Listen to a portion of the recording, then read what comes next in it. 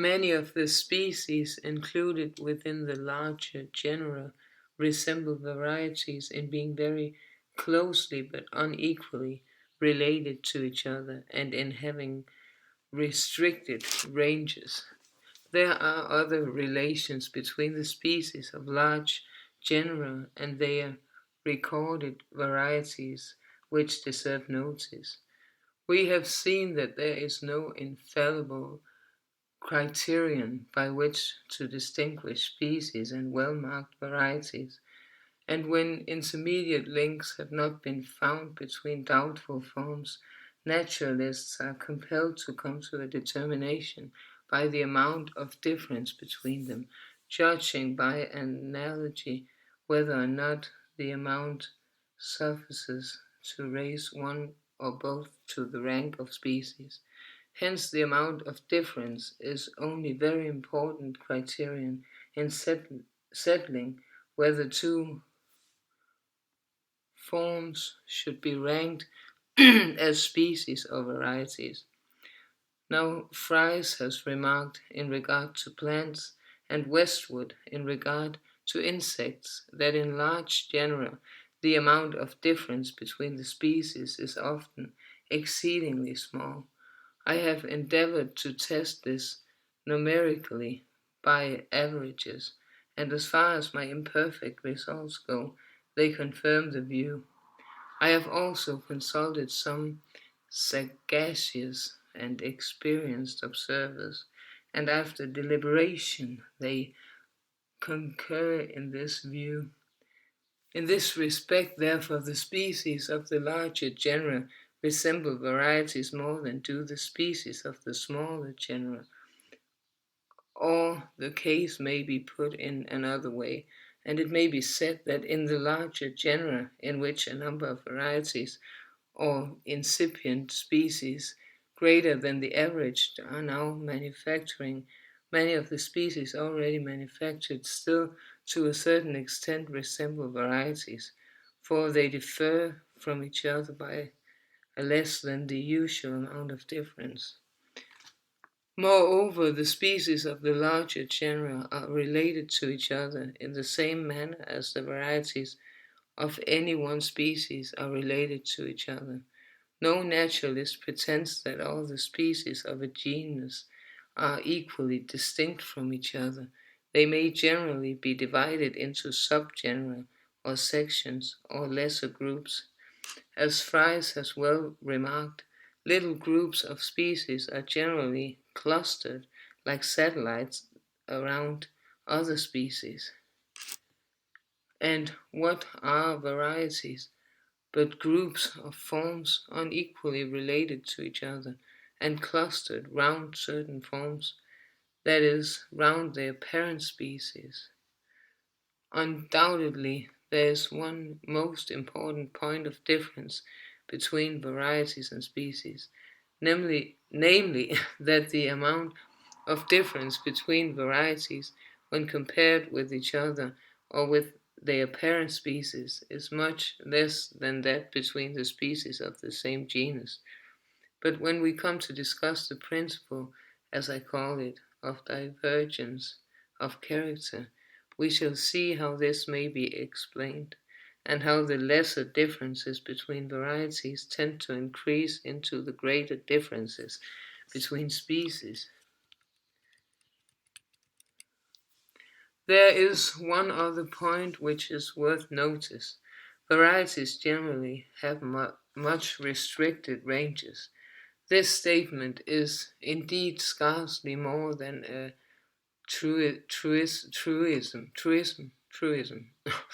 For if a variety were found to have a wider range than that of its supposed parent species, their denominations would be reversed. But there is reason to believe that the species which are very closely allied to other species and in so far resemble varieties often have much restricted ranges. For instance, Mr. H. C. Watson has marked for me in the well sifted London Catalogue of Plants fourth edition, 63 plants which are therein ranked as species, but which he considers as so closely allied to other species as to be of doubtful value. These 63 reputed species range on an average over 6.9 of the provinces into which Mr. Watson has divided Great Britain. Now, in this same catalogue, 33 acknowledged varieties are recorded, and these range over 7.7 provinces, whereas the species to which these varieties belong range over 14.3 provinces, so that the acknowledged varieties have very nearly the same restricted average range as have the closely allied forms marked for me by Mr. Watson as doubtful species, but which are almost universally ranked by British botanists as good and true species. Summary. Finally, varieties cannot be distinguished from species, except first by the discovery of intermediate linking forms, and secondly by a certain indefinite amount of difference between them. For two forms, if differing very little, are generally ranked as varieties,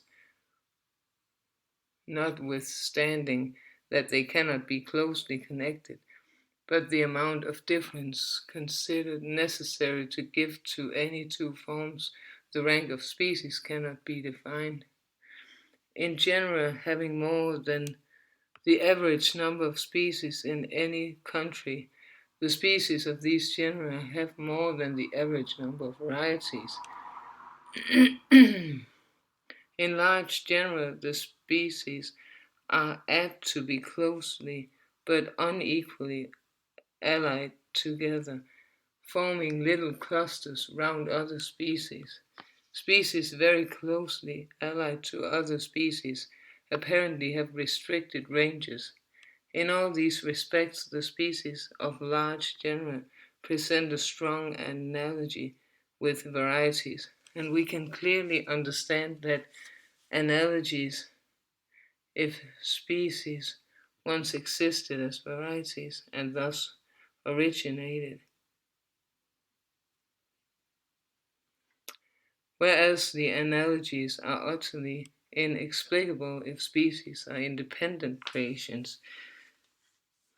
We have also seen that it is the most flourishing or dominant species of the larger genera within each class which on an average yield the greatest number of varieties, and varieties, as we shall hereafter see, tend to become converted into new and distinct species.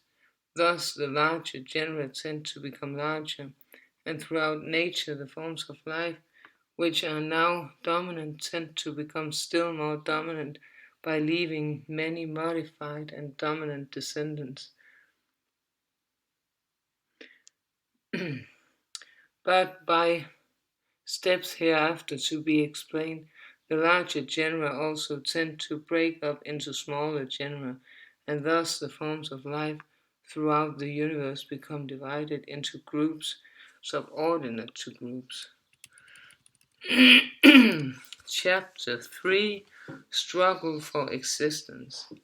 Its bearing on natural selection, the term used in a wide sense, geometrical ratio of increase, rapid increase of naturalized animals and plants, nature of the checks to increase, competition, universal effects of climate, protection from the number of individuals, complex relations of all animals and plants throughout nature, struggle for life, most severe between individuals and varieties of the same species, often severe between species of the same genus. The relation of organism to organism, the most important of all relations. Before entering on the subject of this chapter, I must make a few preliminary remarks to show how the struggle for existence bears on natural selection. It has been seen in the last chapter that among organic beings in a state of nature there is some individual variability.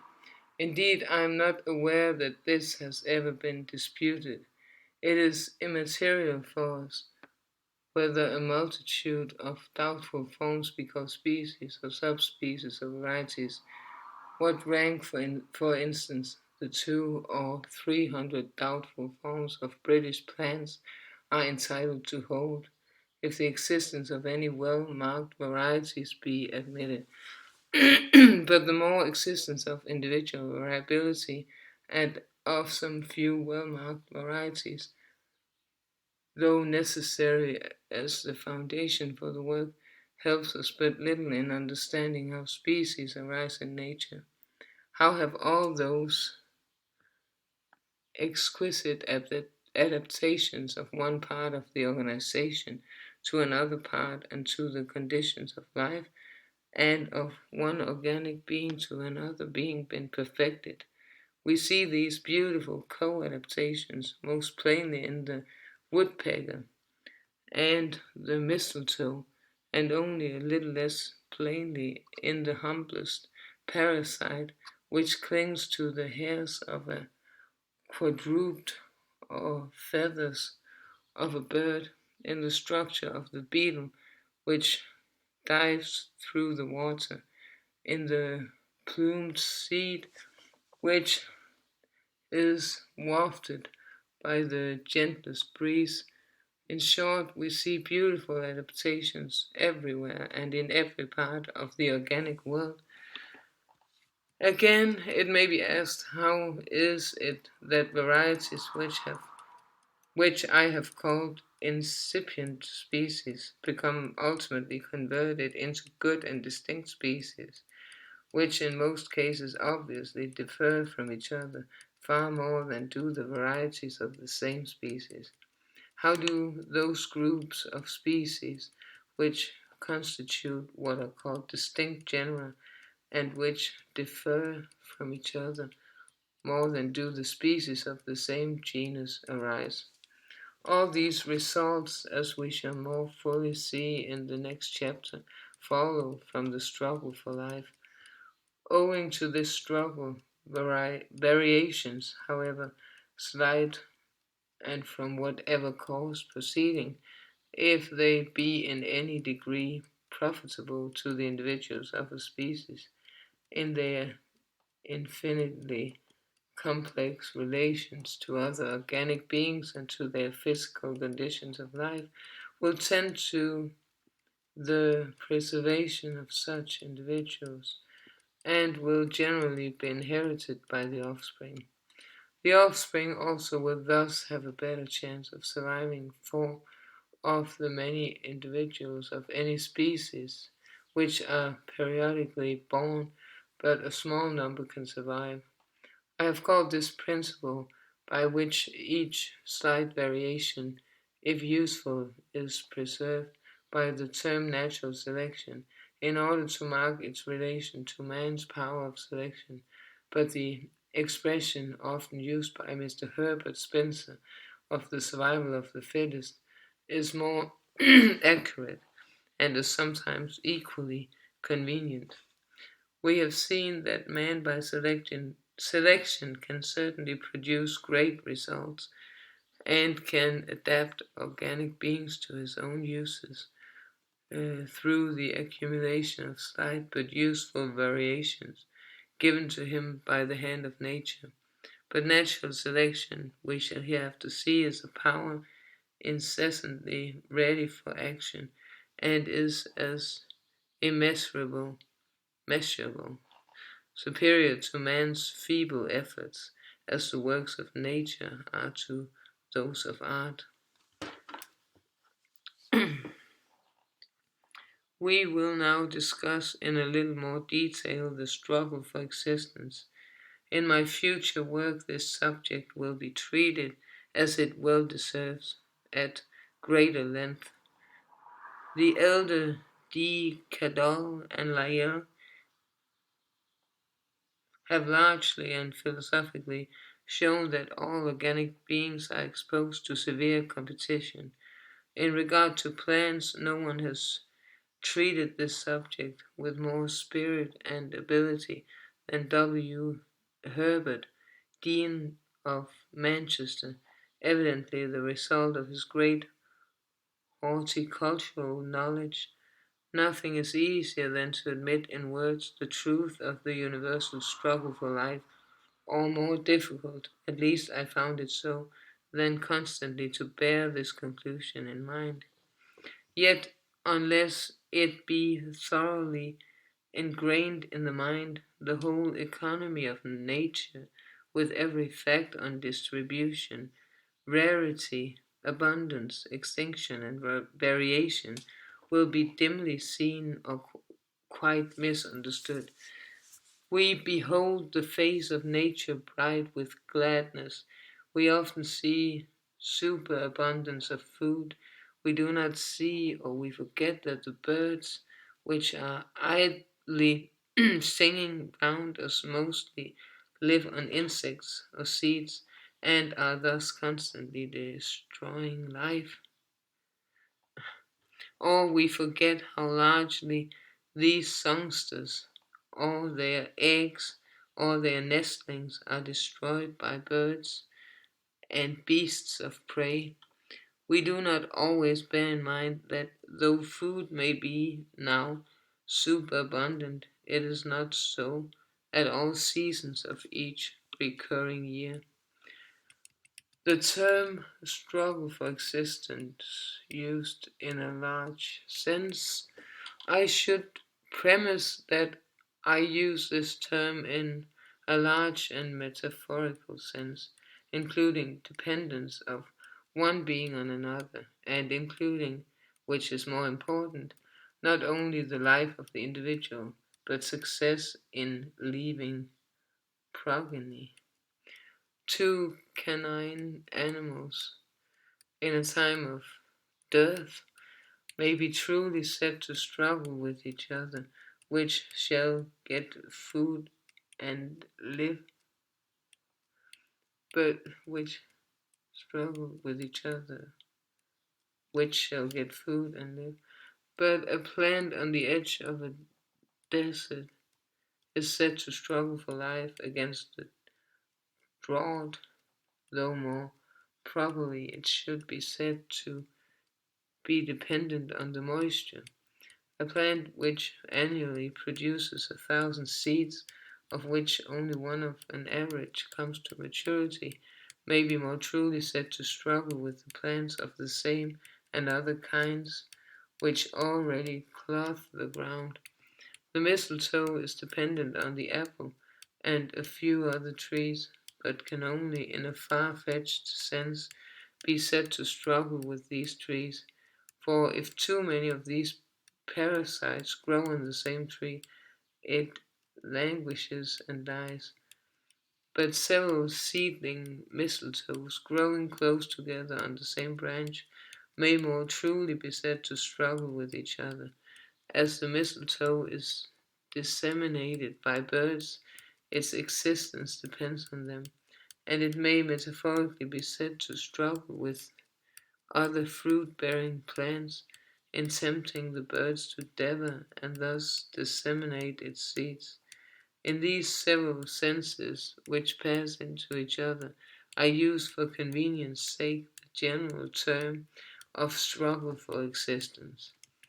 Geometrical ratio of increase. A struggle for existence inevitably follows from the high rate at which all organic beings tend to increase.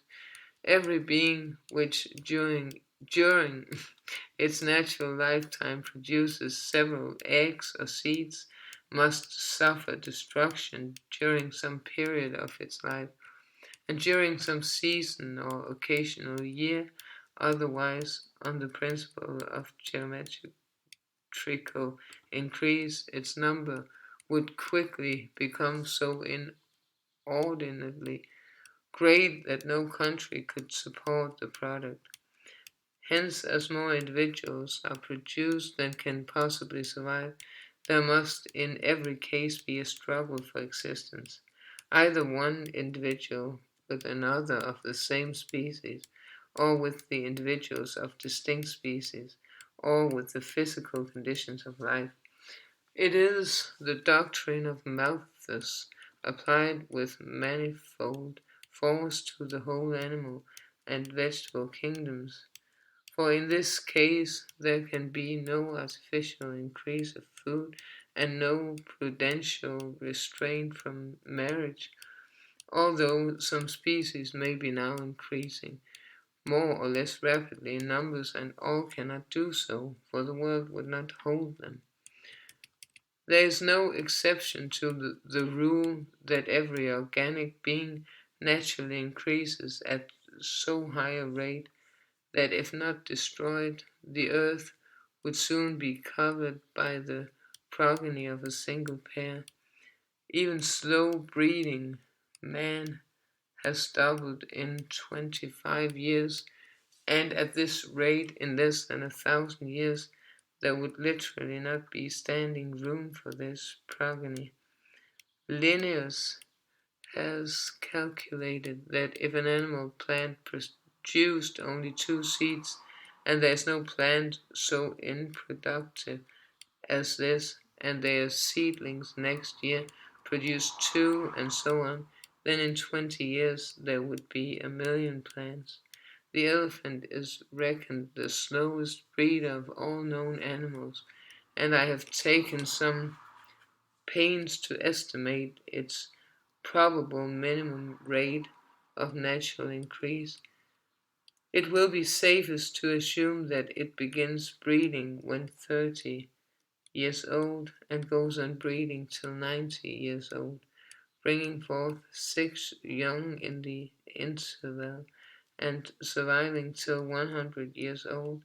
If this be so, after a period of from 740 to 750 years, there would be nearly 19 million elephants alive, descended from the first pair. But we have better evidence on this subject than more theoretical calculations, namely the numerous recorded cases of the astonishingly rapid increase of various animals in a state of nature, when circumstances have been favorable to them during 2 or 3 following seasons. Still more striking is the evidence from our domestic animals of many kinds which have run wild in several parts of the world. If the statements of the rate of increase of slow breeding cattle and horses in South America and latterly in Australia had not been well authenticated, they would have been incredible. So it is with plants cases. So it is with plants. Cases could be given of introduced plants which have become common throughout whole islands in a period of less than 10 years. Several of the plants, such as the cardoon and a tall thistle, which are now the commonest over the wide plains of La Plata, clothing square leagues of surface almost to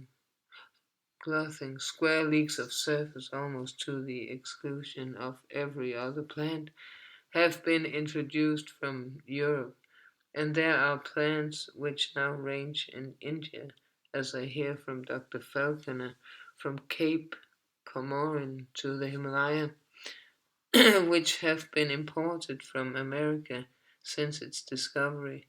In such cases, and endless others could be given, no one supposes that the fertility of the animals or plants has been suddenly and temporarily increased in any sensible degree. The obvious explanation is that the conditions of life have been highly favorable, and that there has consequently been less destruction of the old and young, and that nearly all the young have been enabled to breed. Their geometrical ratio of increase, the result of which never fails to be surprising, simply explains their extraordinarily rapid increase and wide diffusion in their new homes. In a state of nature, almost every full-grown plant annually produces seed, and among animals there are very few which do not annually pair. Hence we may confidently assert that all plants and animals are tending to increase at a geometrical ratio, that all would rapidly stock every station in which they could anyhow exist, and that this geometrical tendency to increase must be checked by destruction at some period of life. Our familiarity with the larger domestic animals tends, I think, to mislead us. We see no great destruction falling on them, and we do not keep in mind that thousands are annually slaughtered for food, and that in a state of nature and an equal number would have somehow to be disposed of. The only difference between organisms which annually produce eggs or seeds by the thousand and those which produce extremely few is that the slow breeders would require a few more years to people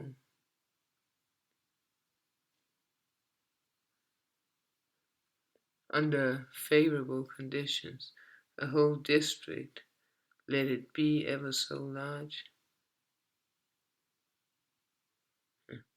The condor lays a couple of eggs and the ostrich a score, and yet in the same country the condor may be the more numerous of the two. The fulmar petrel lays but one egg, yet it is believed to be the most numerous bird in the world. One fly deposits hundreds of eggs, and another, like the hippobusca, a single one. But this difference does not determine how many individuals of the two species can be supported in a district.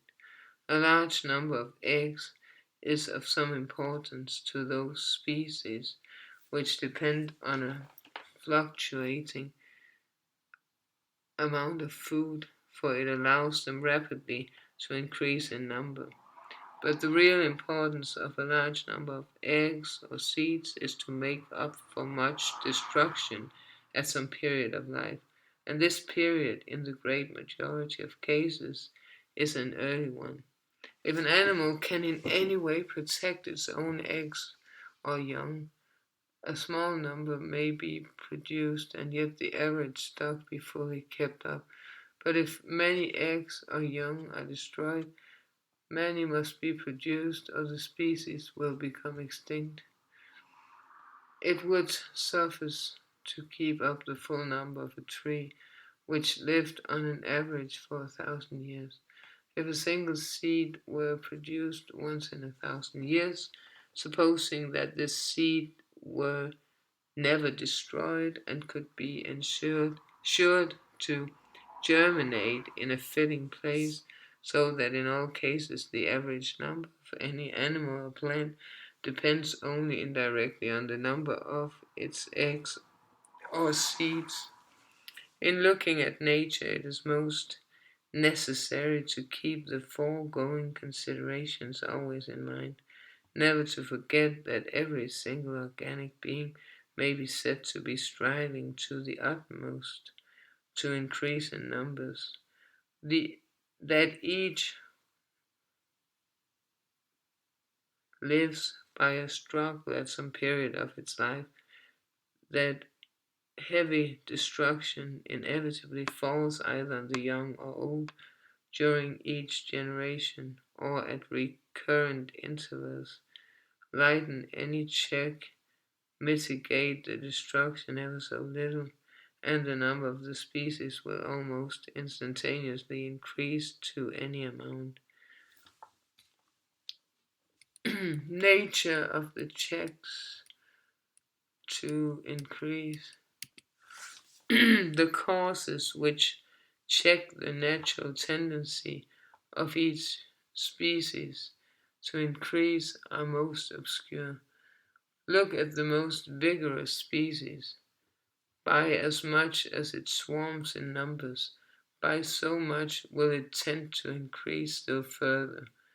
We know not exactly what the checks are even in a single instance, nor will this surprise anyone who reflects how ignorant we are on this head, even in regard to mankind, although so incomparably better known than any other animal.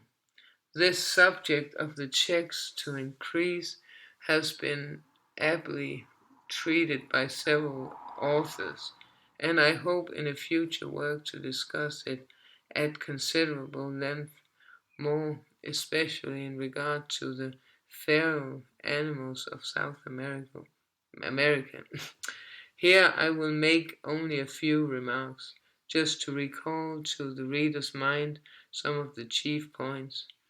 Eggs of very young animals seem generally to suffer most, but this is not invariably the case. With plants there is a vast destruction of seeds, but from some observations which I have made, it appears that the seedlings suffer most from germinating in ground already thickly stocked with other plants. Seedlings also are destroyed in vast numbers by various enemies.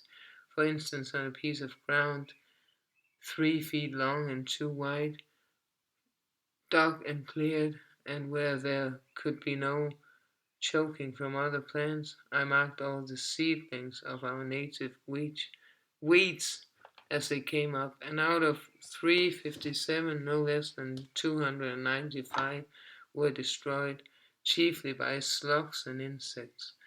If turf, which has long been mown, and the case would be the same with turf closely browsed by old weeds, be led to grow, the more vigorous plants gradually kill the less vigorous, though fully grown plants. Thus, out of 20 species grown on a little plot of turf 3 feet by 4, 9 species perished from the other species being allowed to grow up freely. The amount of food for each species, of course, gives the extreme limit to which each can increase, but very frequently it is not the obtaining food but the serving as prey to other animals which determines the average number of a species. Thus, there seems to be little doubt that the stock of partridges, crows, and hares on any large estate depends chiefly on the destruction of vermin. If not one head of game was shot during the next 20 years in England, and at the same time, if no vermin were destroyed, there would in all probability be less game than at present, although hundreds of thousands of game animals are now annually shot. On the other hand, in some cases, as with the elephant, none are destroyed by beasts of prey, for even the tiger in India most rarely dares to attack a young elephant protected by its dam. Climate plays an important part in determining the average numbers of a species, and periodical seasons of extreme cold or drought seem to be the most effective of all checks. I estimate it chiefly from the greatly reduced numbers of nests in the spring that the winter of 1854 to 5 destroyed 4/5 of the birds in my own grounds. And this is a tremendous destruction when we remember that 10% is an extraordinarily severe mortality from epidemics with man. The action of climate seems at first sight to be quite independent of the struggle for existence, but in so far as climate chiefly acts in reducing food, it brings on the most severe struggle between individuals, whether of the same or of distinct species, which subsist on the same kind of food. Even when climate, for instance, extreme cold, acts directly, it will be the least vigorous individuals, or those which have got least food through the advancing winter, which will suffer the most. When we travel from south to north, or from a damp region to a dry, we invariably see some species gradually getting rare, rarer, more and more rare, and finally disappearing, and the change of climate being conspicuous. We are tempted to attribute the whole effect to its direct action, but this is a false view. We forget that each species, even where it most abounds, is constantly suffering enormous destruction at some period of its life from enemies or from competitors for the same place and food, and if these enemies or competitors be in the least degree favored by any slight change of climate, they will increase in numbers, and as each area is already fully stocked with inhabitants, the other species must decrease. When we travel southward and see a species decreasing in numbers, we may feel sure that the cause lies quite as much in other species being favored as in this one being hurt. So it is when we travel northward, but in a somewhat lesser degree for the number of species of all kinds, and therefore of competitors. The decreases northward, hence in going northward or in ascending a mountain, we far oftener meet with stunted forms due to the directly injurious action of climate than we do in proceeding southward or in descending a mountain. When we reach the Arctic regions or snow-capped summits or absolute deserts, the struggle for life is almost exclusively with the elements. That climate acts in main part indirectly by favoring other species, we clearly see in the prodigious number of plants which in our gardens can perfectly well endure our climate, but which never become naturalized, for they cannot compete with our native plants nor resist destruction by our native animals. When a species, owing to highly favorable circumstances, increases inordinately in numbers in a small tract, epidemics, at least this seems generally to occur with our game animals, often ensue, and here we have a limiting check independent of the struggle for life. But even some of these so-called epidemics appear to be due to parasitic worms, which have, from some cause, possibly in part through facility of diffusion among the crowded animals, been disproportionately favored. And here comes in a sort of struggle between the parasite and its prey.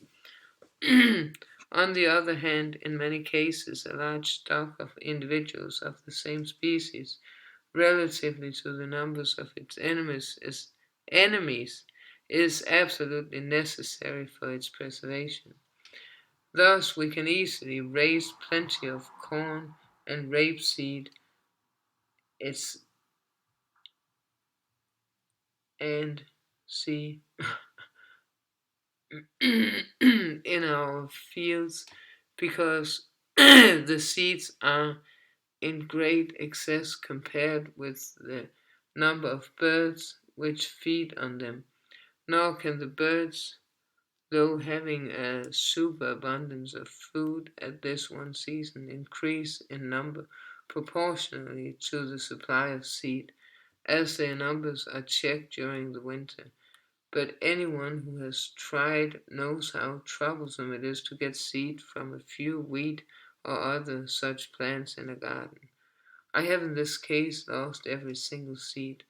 This view of the necessity of a large stock of the same species for its preservation explains, I believe, some singular facts in nature, such as that of very rare plants being sometimes extremely abundant in the few spots where they do exist, and that of some social plants being social, that is, abounding in individuals, even on the extreme verge of their range.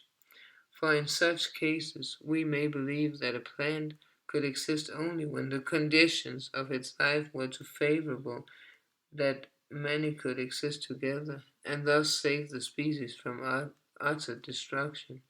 I should add that the good effects of intercrossing and the ill effects of close interbreeding no doubt some come into play in many of these cases, but I will not here enlarge on this subject.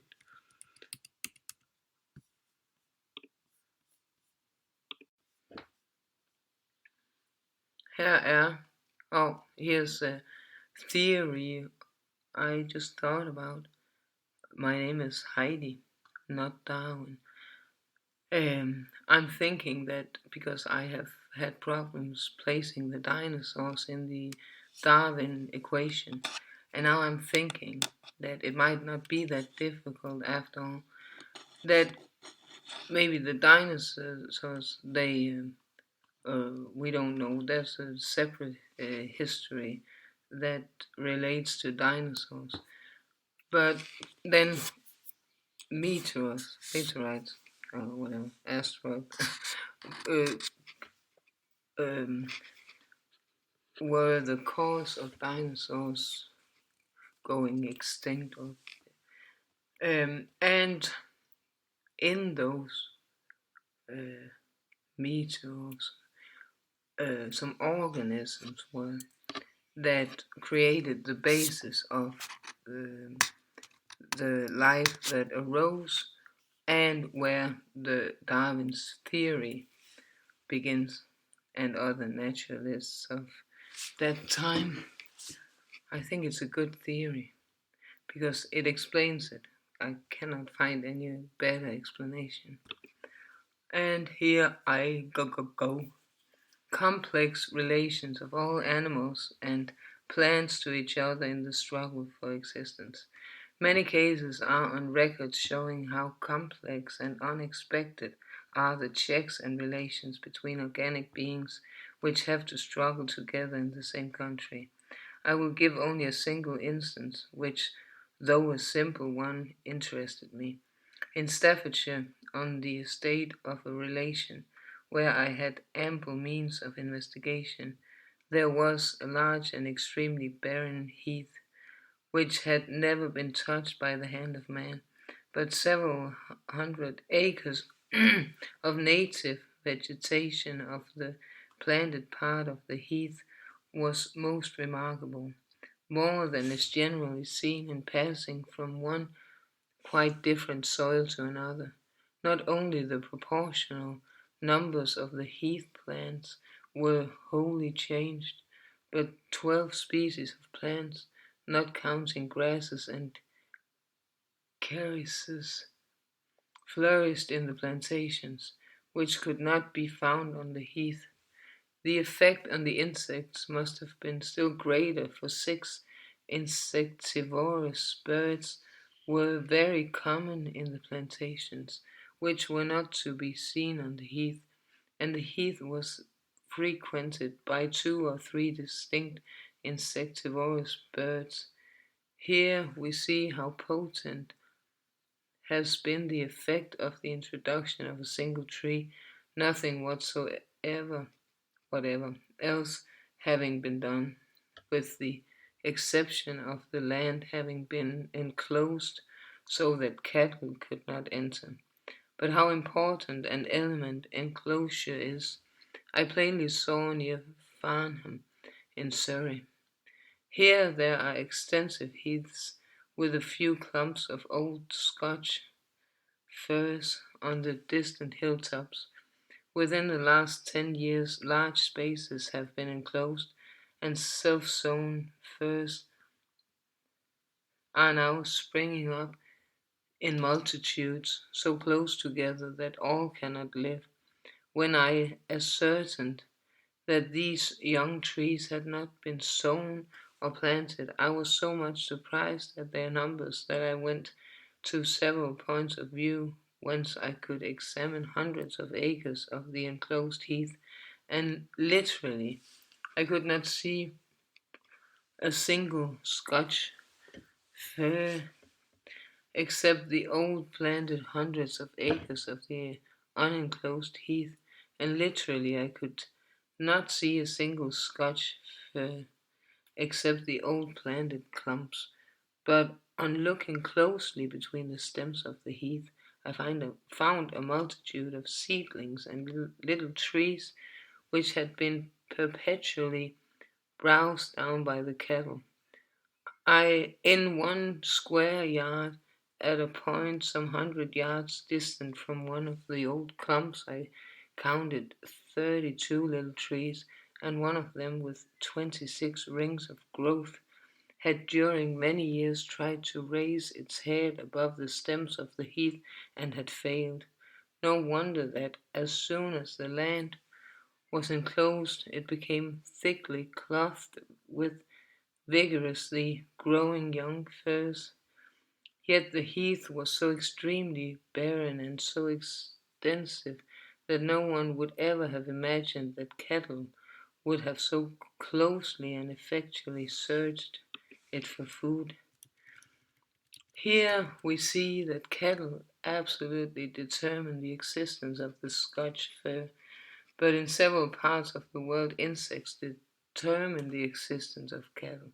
Perhaps Paraguay offers the most curious instance of this, for here neither cattle nor horses nor dogs have ever run wild, though they swarm southward and northward in a feral state, and Asara and Renger have shown that this is caused by the greater number in Paraguay of a certain fly which lays its eggs in the navels of these animals when first born.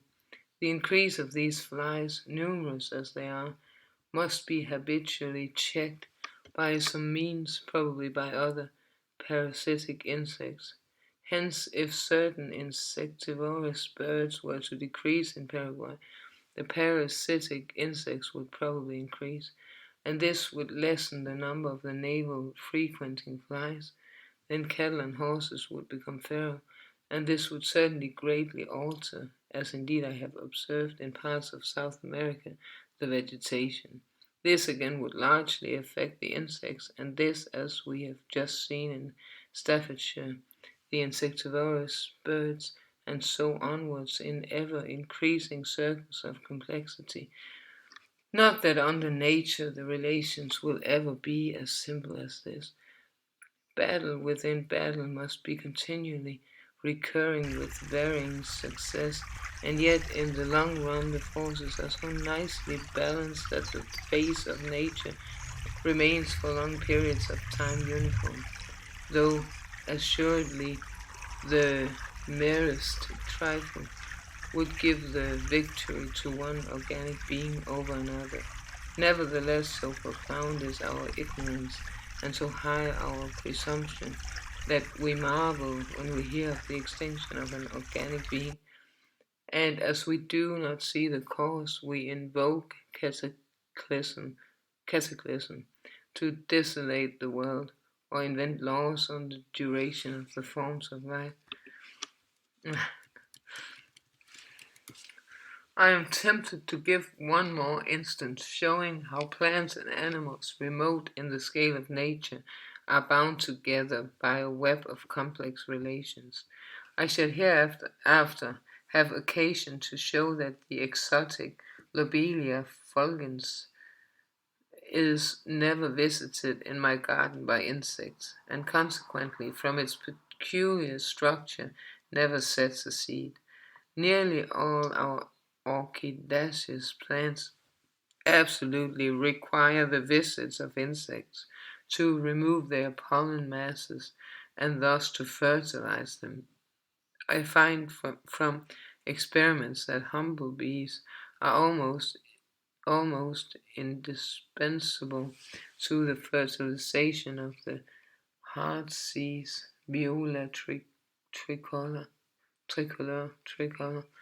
For other bees do not visit this flower. I have also found that the visits of bees are necessary for the fertilization of some kinds of clover. For instance, 20 heads of Dutch clover, Trifolium repens, yielded 2,290 seeds, but 20 other heads protected from bees produced not one. Again, 100 heads of red clover, T. tense, produced 2,700 seeds, but the same number of protected heads produced not a single seed.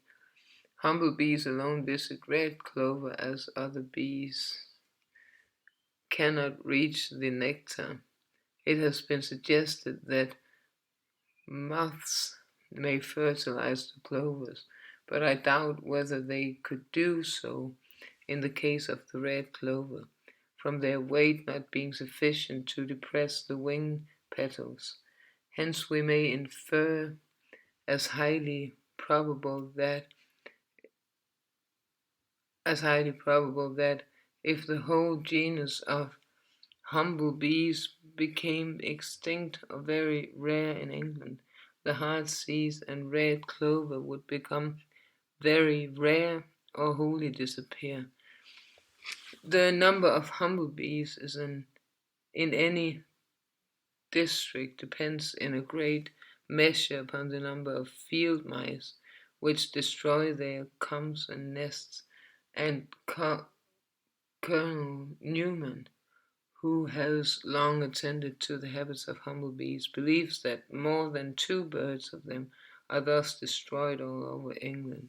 Now, the number of mice is largely dependent, as everyone knows, on the number of cats, and Colonel Newman says, near villages and small towns I have found the nests of humblebees more numerous than elsewhere, which I attribute to the number of cats that destroy their plantations.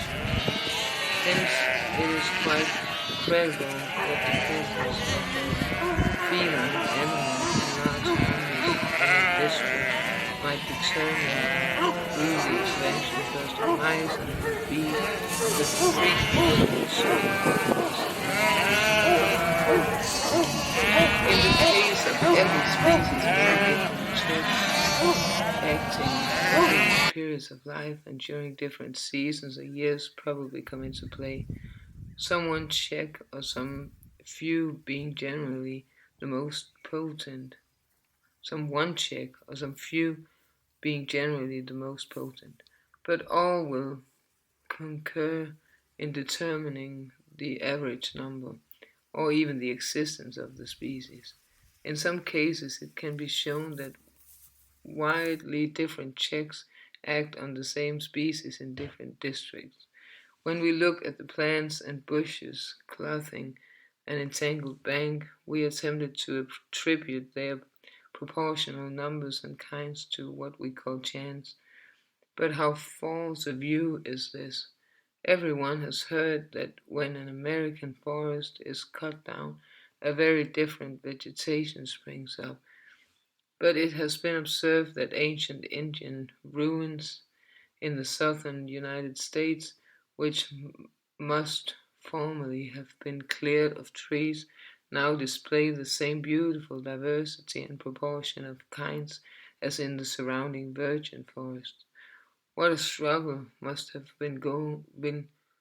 gone on during long centuries between the several kinds of trees, each annually scattering its seeds by the thousands.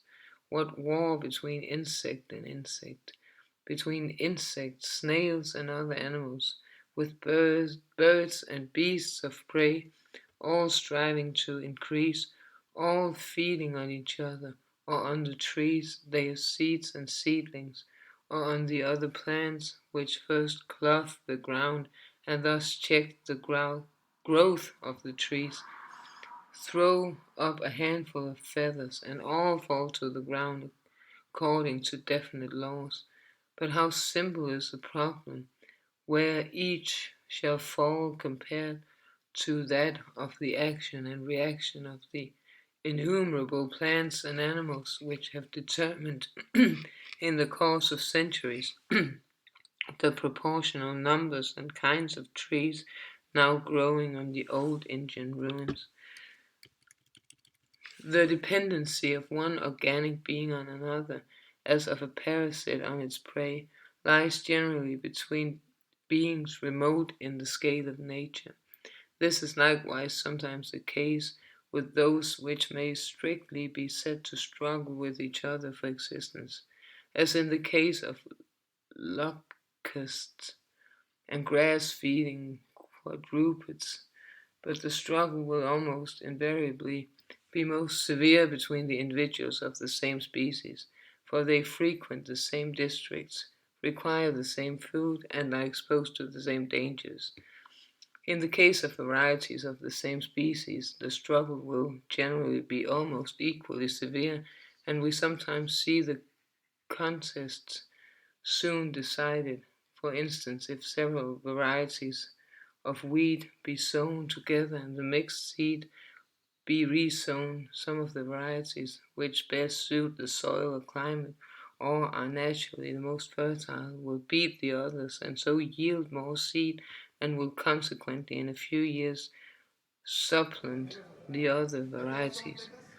To keep up a mixed stock of even such extremely close varieties as the variously colored sweet peas, they must be each year harvested separately and the seed then mixed in due proportion.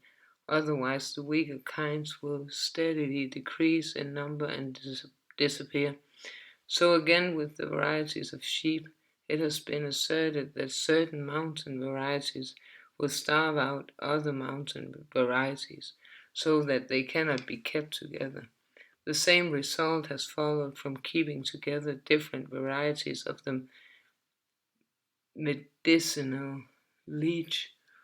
It may even be doubted whether the varieties of any of our domestic plants or animals have so exactly the same strength, habits, and constitution that the original proportions of a mixed stock crossing being prevented could be kept up for half a dozen generations if they were allowed to struggle each other in the same manner as beings in a state of nature, and if the seed or young were not annually preserved in due proportion. Struggle for life most severe between individuals and varieties of the same species, as the species of the same genus usually have, though by no means invariably, much similarity in habits and constitution, and always in structure. The struggle will generally be more severe between them if they come into competition with each other than between the species of distinct genera. We see this in the recent extension over parts of the United States of one species of swallow having caused the decrease of another species. The recent increase of the missel thrush in parts of Scotland has caused the decrease of the song thrush. How frequently we hear of one species of red taking the place of another species under the most different climates. In Russia, the small Asiatic cockroach has everywhere driven before it its great congener.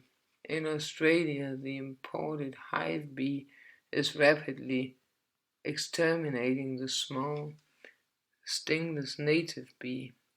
One species of charlock has been known to supplant another species, and so in other cases, We can dimly see why the competition should be most severe between allied forms, which fill nearly the same place in the economy of nature, but probably in no one case could we precisely say why one species has been victorious over another in the great battle of life. A corollary of the highest importance may be deduced from the foregoing remarks, namely that the structure of every organic being is related, in the most essential yet often hidden manner, to that of all other organic beings, with which it comes into competition for food or residence, or from which it has to escape, or on which it preys. This is obvious in the structure of the teeth and talons of the tiger, and in that of the legs and claws of the parasite which clings to the hair on the tiger's body, but in the beautifully plumed seed of the dandelion and in the flattened and fringed legs of the water beetle, the relation seems at first confined to the elements of air and water. Yet the advantage of the plumed seeds no doubt stands in the closest relation to the land being already thickly clothed with other plants, so that the seeds may be widely distributed and fall on unoccupied ground. In the water beetle, the structure of its legs, so well adapted for diving, allows it to compete with other aquatic insects, to hunt for its own prey, and to escape serving as prey to other animals. The store of nutriment laid up within the seeds of many plants seems at first sight to have no sort of relation to other plants, but from the strong growth of young plants produced from such seeds as peas and beans, when sown in the midst of long grass, it may be suspected that the chief use of the nutriment in the seed is to favor the growth of the seedlings, while struggling with other plants growing vigorously all around. Look at a plant in the midst of its range. Why does it not double or quadruple its numbers? We know that it can perfectly well withstand a little more heat or cold, dampness or dryness, for elsewhere it ranges into slightly hotter or colder, damper or drier districts. In this case, we can clearly see that if we wish in imagination to give the plant the power of increasing in numbers, we should have to give it some advantage over its competitors or over the animals which prey on it. On the confines of its geographical range, a change of constitution with respect to climate would clearly be an advantage to our plant. But we have reason to believe that only a few plants or animals range so far, that they are destroyed exclusively by the rigor of the climate. Not until we reach the extreme confines of life in the Arctic regions or on the borders of an utter desert will competition cease. The land may be extremely cold or dry, yet there will be competitors between some few species or between the individuals of the same species for the warmest or dampest spots. Hence, we can see that when a plant or animal is placed in a new country among new competitors, the conditions of its life will generally be changed in an essential manner.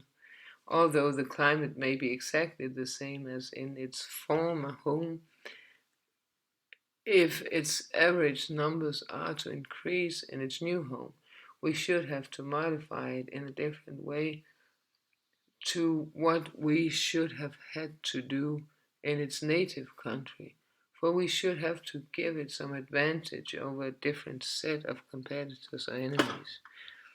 It is good thus to try in imagination to give any one species an advantage over another.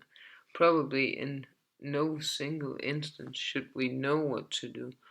This ought to convince us of our ignorance on the mutual relations of all organic beings, a conviction as necessary as it is difficult to acquire.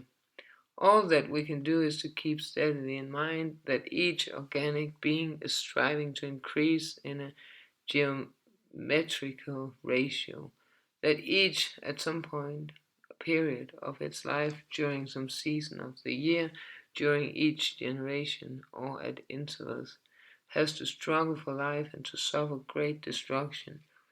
When we reflect on this struggle, we may console ourselves with the full belief that the war of nature is not incessant, that no fear is felt, that death is generally prompt, and that the vigorous, the healthy, and the happy survive and multiply. So a lot of football games and alcohol is required among human beings.